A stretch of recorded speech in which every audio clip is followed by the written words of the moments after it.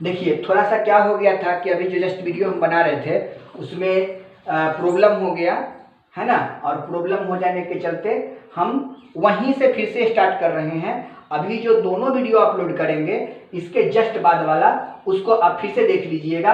फिर से हम वहां से आ जाते हैं जहां पर मान लेते हैं कि अभी जो हम छोड़े थे वहीं से फिर से आ जाते हैं। हम लोग ले लेते हैं एक पॉजिटिव प्लेट्स ले लेते हैं, दूसरा निगेटिव प्लेट्स ले लेते हैं। ये आपका पॉजिटिव प्लेट्स हो गया और ये आपका निगेटिव प्लेट्स हो गया। अब ये पॉजिटिव और निगेटिव के बीच के डिफरेंस को क्या कहते हैं? Potential difference. इसी डिफरेंस को हम लोग पोटेंशियल डिफरेंस कहते हैं। तो इसके बीच के डिस्टेंस को डी बोल दीजिए। अब यहाँ से इलेक्ट्रिक फील्ड तो जाएगा, इलेक्ट्रिक फील्ड पॉजिटिव से निगेटिव प्लेट्स की ओर जाता रहता है, जो आपको पता है। ये आपको पॉजिटिव से निगेटिव की ओर जा रहा है, इसके हम लोग बोलेंगे इलेक्ट्रिक फील्ड ई हो गया। और ये दोनों के बीच के जो डिफरेंसेज होता है उसी को हम बोलते हैं पोटेंशियल डिफरेंस, जिसको हम लोग वी कहते हैं, पोटेंशियल डिफरेंस। अब पोटेंशियल डिफरेंस हो गया। अब यहाँ पर इसको हम लोग क्या बोले? पॉजिटिव चार्ज, और इसको क्या बोले? Negative charge. अब इसको जरा गौर कीजिए, जो फॉर्मूला हम डिराइव किए थे इससे एक relation first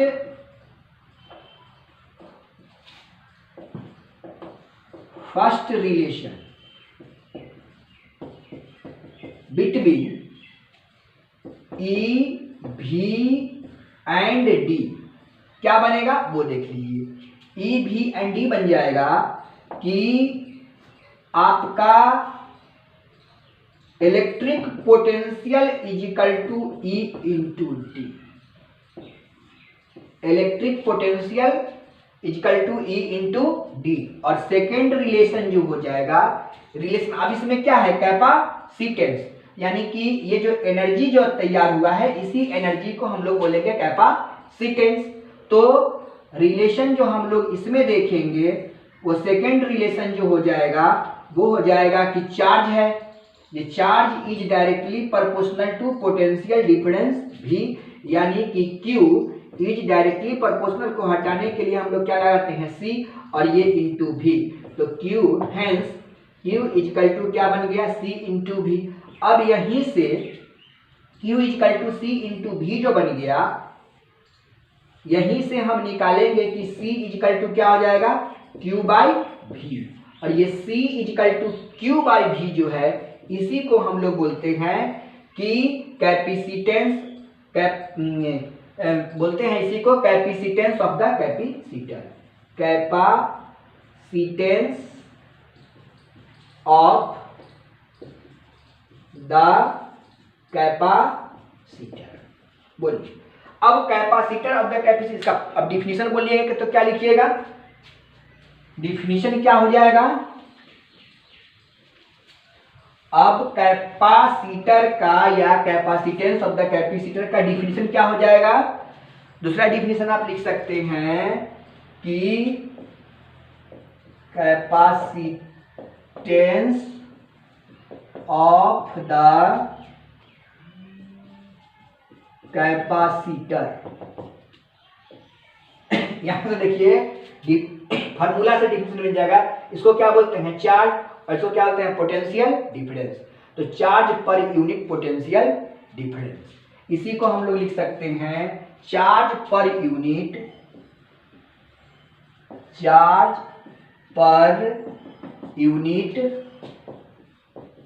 potential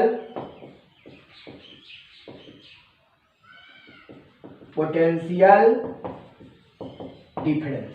charge per unit potential difference is called capacitance of the capacitor, that is C is equal to Q by V। अब यहां से C is equal to Q by V हो गया, तो हम लोग यहां से एक चीज और समझ लेते हैं कि चार्ज क्या होता है। चार्ज का जो यूनिट होता है, यूनिट, इस चार्ज का यूनिट होता है कूलम और इसका होता है वोल्ट। तो unit of C is equal to coulomb per volt. Coulomb per volt या C/V लिख सकते हैं, कूलम्ब पर वोल्ट। और कूलम्ब पर वोल्ट जो होता है वह किसके बराबर होता है? वो फैराडे के बराबर होता है, क्योंकि इसके जो कैपेसिटेंस ऑफ द कैपेसिटर के जन्मदाता थे वो फैराड साहब थे। ये जो यूनिट जो है वो क्या हो गया? फैराड हो गया। यानी कि कैपेसिटेंस ऑफ द कैपेसिटर का जो जन्मदाता थे उनका नाम था फैराड, इसीलिए यहां पर लिखा गया कि coulomb per volt, coulomb per volt is equal to farad. याद रहेगा? फैराड। यानी आपको पूछ सकता है कि 1 फैराड इक्वल टू कितना होता है?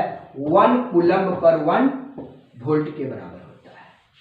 यानी 1 coulomb per 1 volt is equal to 1 farad हो जाएगा। और इसका डायमेंशनल फार्मूला भी आप देख सकते हैं कि इसका डायमेंशनल फार्मूला क्या हो जाएगा। तो डायमेंशनल फार्मूला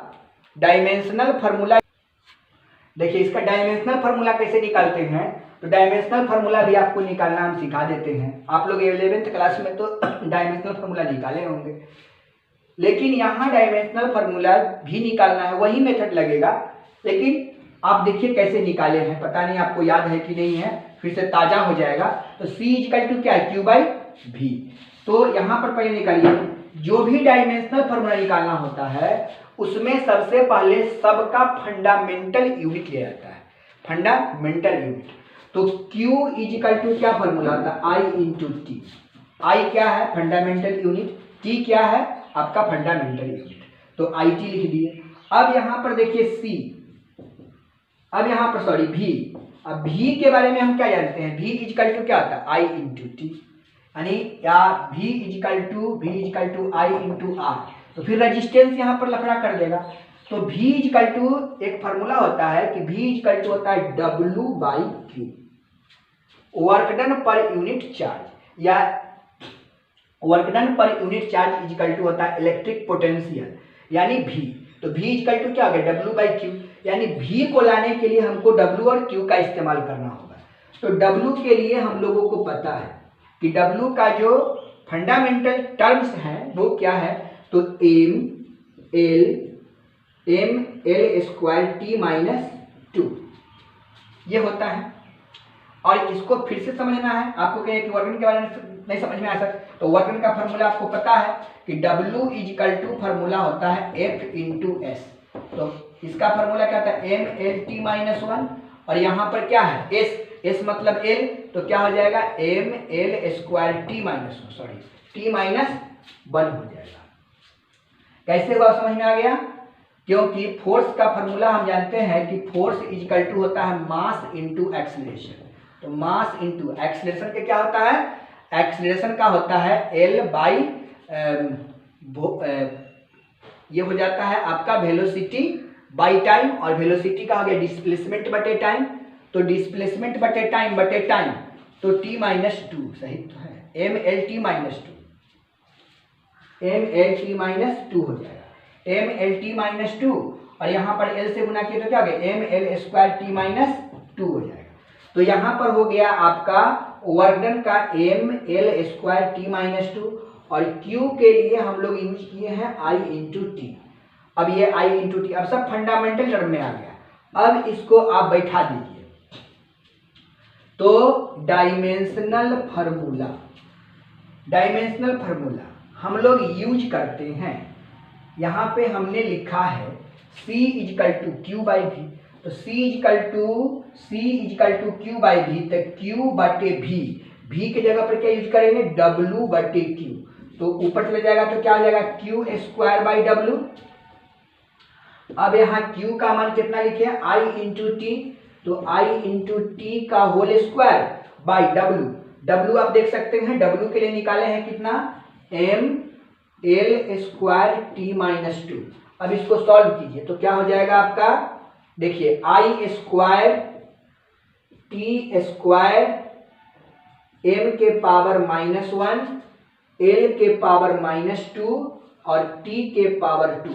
अब इसको सॉल्व कीजिएगा तो m के पावर -1, अब यहाँ l के पावर -2 और t के पावर 4 और यहाँ पर I का स्क्वायर है तो करंट का होता है एम्पियर, इसीलिए आप a² भी लिख दीजिएगा और इसको बंद कर दीजिएगा और ये इसका डायमेंशनल फार्मूला हो जाएगा। यानी डायमेंशनल फार्मूला को देखने के लिए आपको सबका फंडामेंटल टर्म याद रखना चाहिए और तभी आपका डायमेंशनल फार्मूला निकल जाता है। तो आप यहाँ देख सकते हैं कि dimensional formula of C equal to जो हम निकाले हैं, ये बहुत इंपॉर्टेंट है, बार बार पूछता है आपको। तो लिखिएगा m के पावर -1, l के पावर -2, t के पावर 4 और a² और ये बंद कर दीजिएगा, ये इसका डायमेंशनल फॉर्मूला हो जाएगा।